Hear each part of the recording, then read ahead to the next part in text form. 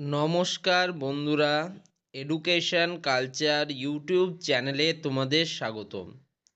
তো আজকের এই ভিডিওতে আমি তোমাদের সাথে এমন একটা বিষয় শেয়ার করতে চলেছি যেটা তোমাদের যারা ডিপ্লোমা ইঞ্জিনিয়ারিংয়ের ফার্স্ট ইয়ার ফার্স্ট সেমিস্টারের স্টুডেন্টরা রয়েছো, যাদের খুব রিসেন্ট তোমাদের এক্সটার্নাল থিওরিটিক্যাল এক্সামিনেশন রয়েছে, তো তাদের জন্য ভীষণ ভীষণ ইম্পর্টেন্ট। আমি একদম মূল টপিকে প্রবেশ করছি।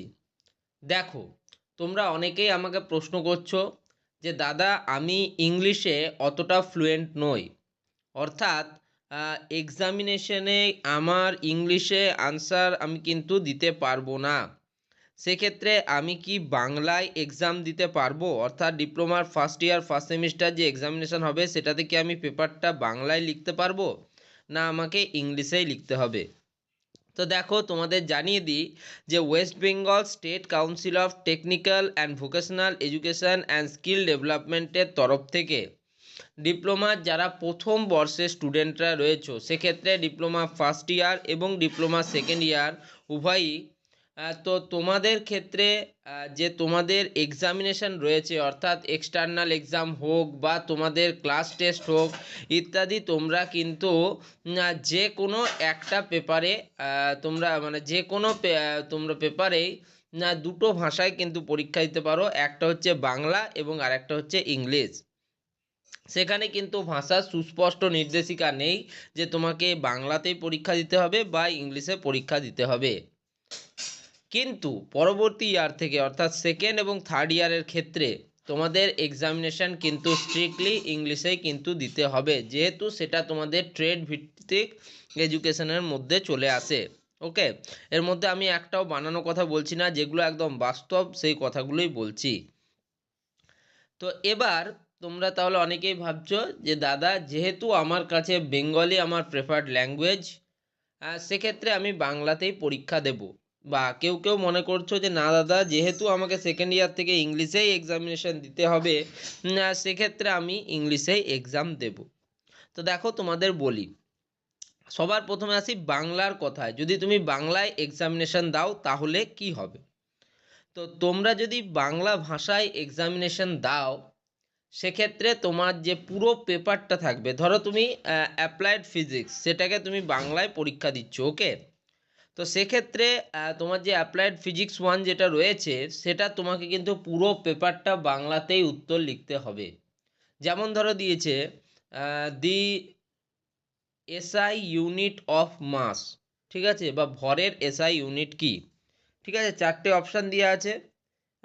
তার মধ্যে ধরো তোমার মনে হলো কিলোগ্রাম বা কেজি হচ্ছে তোমার ভরের এসআই ইউনিট বা গ্রাম। ওকে, লেটস সে আমি এমনি জাস্ট বলছি এখানে, ঠিক আছে। তো সেক্ষেত্রে তুমি যে এইটা লিখবে, তোমাকে পুরোটাই কিন্তু বাংলায় লিখতে হবে, যে ভরের এসআই একক হলো গ্রাম, ঠিক আছে, এরকম লিখতে হবে তোমাদের। তুমি সেখানে এরকম লিখতে পারবে না the SI unit of mass is kg, এরকম তুমি কিন্তু লিখতে পারবে না, সেটা তাহলে কিন্তু ইংলিশে হয়ে গেল। ওকে, এরপর ধরো কোনো প্রশ্নের উত্তর দেওয়া আছে, কোনো প্রশ্ন দেওয়া আছে, বড় প্রশ্ন, ঠিক আছে, যে হোয়াট ইজ রেডিও অ্যাক্টিভিটি। যদি এটা তোমাদের নেই, আমি প্রশ্নর মান হিসেবে তোমাদের বলছি। বা determine the laws of motion, ঠিক আছে, বা explain the Newton's third law of motion, এরকম জাস্ট প্রশ্ন দেওয়া আছে। সেক্ষেত্রে তোমাকে এই পুরো প্রশ্নের উত্তরটাই বাংলায় লিখতে হবে, অর্থাৎ বাইল্যাঙ্গুয়াল, অর্থাৎ ইংলিশ হেডিং দিয়ে বাংলায় লেখা বা বাংলা হেডিং দিয়ে ইংলিশে লেখা, এগুলো কিন্তু তোমার চলবে না। তুমি যে পেপারে যে তুমি ভাষাতেই এক্সাম দাও না কেন, সেই ভাষাতেই তোমাকে স্বতন্ত্রভাবে পুরো পরীক্ষাটা দিতে হবে। এই জন্যে মেন তফাৎটা গড়ে দেয় ইংলিশ বা বেঙ্গলির ক্ষেত্রে, যেগুলো তোমার ধরো এমসিকিউ প্রশ্ন আছে। এবার আমি বাংলা থেকে একটু ইংলিশে শিফট করলাম। ইংলিশে যারা পরীক্ষা দেবে তাদের ক্ষেত্রে দেখো, যে প্রশ্নগুলো তোমার এমসিকিউ আছে, সেই প্রশ্নগুলোর উত্তর কিন্তু লেখা খুবই সহজ। তুমি শুধুমাত্র উত্তরটা লিখে দিলে। ধরো প্রশ্ন এসছে যে law of inertia determines the state of, এরকম দিয়েছে, তার সাথে চারটে অপশান দিয়েছে। তো তুমি তার মধ্যে চারটে অপশানের মধ্যে যেটা আনসার হবে সেটা কিন্তু লিখে দিলে। একইভাবে তোমাকে প্রশ্ন দিয়েছে, ধরো এরকম কাইনেমেটিক্স থেকে কোনো প্রশ্ন দিয়েছে বা যাই হোক বিভিন্ন বিষয় থেকে তোমাকে প্রশ্ন দিয়েছে, তো সেই প্রশ্নগুলোর উত্তর লেখা যথেষ্ট সহজ হয়। এবার আসি ইংরেজি গ্রামারের ক্ষেত্রে। বেশিরভাগ স্টুডেন্টের ভয় ইংরেজিতে আনসার লেখার ক্ষেত্রে নয়, ইংরেজিতে গ্রামাটিক্যাল যে তাদের বিভিন্ন ইরর হয় এবং স্পেলিং মিস্টেক হয়। দেখো মেনলি যে সমস্যাগুলো ফিল করেছি, আমি ফিল করেছি, তুমি ফিল করছো, এবং তোমার সমবয়সী যারা বাংলা মিডিয়াম থেকে বা হিন্দি মিডিয়াম থেকে পাস আউট করা স্টুডেন্টরা, তারা প্রত্যেকেই ফিল করছে যে দাদা আমাদের স্পেলিং এবং গ্রামাটিক্যাল কিন্তু খুব ভুল হয়। সেটা আমারও হতো এবং আমার বন্ধুদের প্রত্যেকের হতো। তাহলে কি আমরা পরীক্ষায় পাস করিনি? করেছি। তার কারণ কি? তার কারণ দেখো স্পষ্টতই নির্দেশিকায় বলা রয়েছে কোনো ব্যক্তির নাম, যেমন ধরো তোমাকে দিয়েছে কোনো ব্যক্তির নাম দিয়েছে জে থমসন, তোমাকে জে থমসনের পুরো নাম দিয়ে বলতে বলেছে, তখন জোসেফ জে থমসন যেটা হলো নাম তার, ওকে, বা ডাল্টনস, জন ডাল্টন, এই রকম নামের ক্ষেত্রে তোমাকে স্পেলিং ভুল করা যাবে না।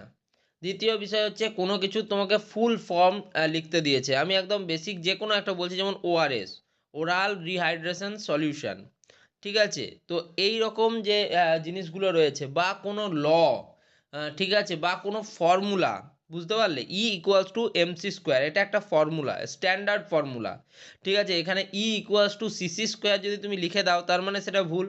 তো এরকম ক্ষেত্রে লস, ফর্মুলা, কারুর নাম, ফুল ফর্ম ইত্যাদির ক্ষেত্রে যে ইংরেজি বানানগুলো রয়েছে, এই একটি ভিডিও দেখো, আর কিছু দেখতে হবে না, সেগুলোকে তোমাকে কিন্তু পুরোপুরি তার আসল স্পেলিং সমেত লিখতে হবে। বাকি যদি তুমি কোনো কিছু এক্সপ্লেন করছো, ঠিক আছে, তোমাকে এক্সপ্লেন করতে বলা আছে, explain the laws of motion, সেক্ষেত্রে তুমি যখন নিজের ভাষা ব্যবহার করছো, অর্থাৎ উত্তর লেখার ক্ষেত্রে নিজের প্রক্রিয়া ব্যবহার করছো, সেক্ষেত্রে তোমার ভেতরে যদি গ্রামাটিক্যাল এবং স্পেলিং মিস্টেক থাকে, সেক্ষেত্রে সেগুলো কিন্তু নেগোশিয়েবল অফেন্সের মধ্যে পড়ে, বা সেগুলোতে কিন্তু তোমাদের নাম্বার কাটা হয় না। আমি একদম বাস্তবসম্মত কথা বলছি, তুমি যে কোনো একজন টিচার যিনি রেসপেক্টেড স্যারেরা রয়েছেন ওয়েস্ট বেঙ্গল স্টেট কাউন্সিলের, তাদেরকে জিজ্ঞেস করলেও তোমরা একই উত্তর পাবে, এর বাইরে কেউ কোনো উত্তর দিতে পারবেও না, ওকে?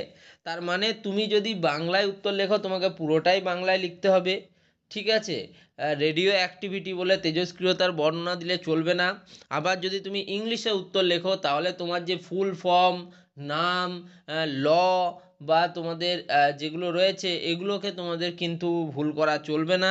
বাকি তোমরা যখন এক্সপ্লেন করবে বা বড় উত্তর লিখবে, সেক্ষেত্রে গ্রামাটিক্যাল এবং অন্যান্যর মধ্যে হচ্ছে তোমার স্পেলিং মিস্টেক হতে পারে, কমা দাড়ি ইত্যাদির সমস্যা, এই সমস্যাগুলোকে নেগোসিয়েবল ধরে তারা কিন্তু নাম্বার স্যারেরা দিয়ে দেন, ওকে?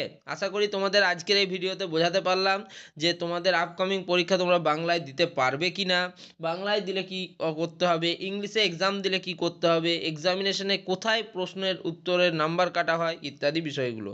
তো এই ভিডিওটা এখানেই শেষ করছি। ধন্যবাদ বন্ধুরা।